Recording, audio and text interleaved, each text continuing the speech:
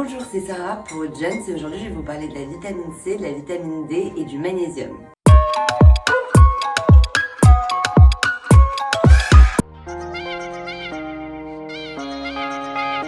La vitamine C est une vitamine qui est hydrosoluble, elle participe à une centaine de métabolismes dans l'organisme. Elle est essentielle pour la fabrication du collagène qui est une protéine qui est hyper importante pour la peau, les os et les ligaments. Il participe à la diminution du vieillissement cellulaire, à l'activation de la cicatrisation des plaies, à la formation des globules rouges, à l'absorption du fer et au maintien de la fonction immunitaire. On peut trouver la vitamine C dans des fruits et des légumes qui sont crus parce qu'en fait la cuisson ou l'action de l'eau, de la chaleur ou de l'humidité va altérer la vitamine C et du coup on le retrouve dans les poivrons rouges, dans les citrons, les pamplemousses, les agrumes du coup, mais également les fraises, les framboises, les brocolis. Si jamais on veut les cuire, on les cuit à basse température et avec un peu d'eau et très rapidement. L'acérola est connue pour sa forte teneur en vitamine C et on l'utilise en cas de fatigue ou de surmenage.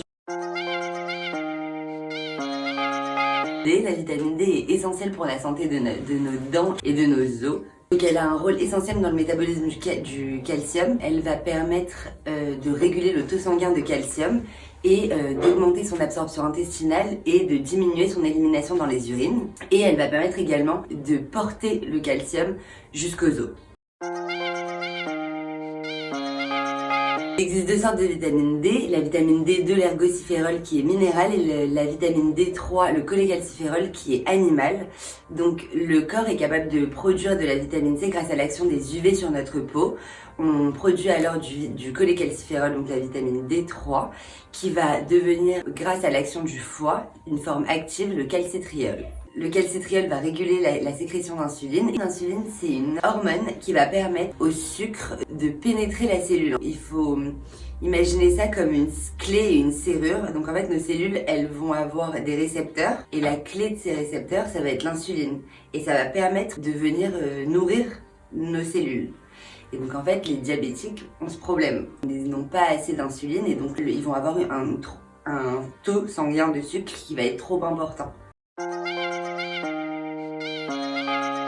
La vitamine D va être stockée dans le foie et dans les graisses et on le retrouve dans certains aliments particuliers, le saumon, le thon, le hareng, la truite et dans certains produits laitiers.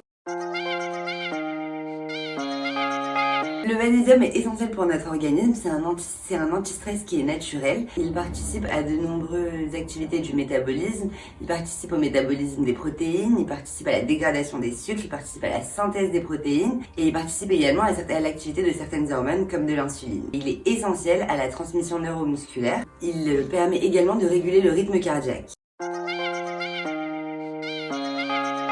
On retrouve le magnésium dans le cacao, le chocolat noir, les fruits secs, les fruits à coque, les fruits de mer et puis dans certaines eaux qui sont enrichies en magnésium. Quand est-ce qu'on prend du magnésium? En cas de fatigue, de déprime, en cas de palpitation des paupières et en cas de sommeil perturbé. Voilà, c'était Sarah pour Jones.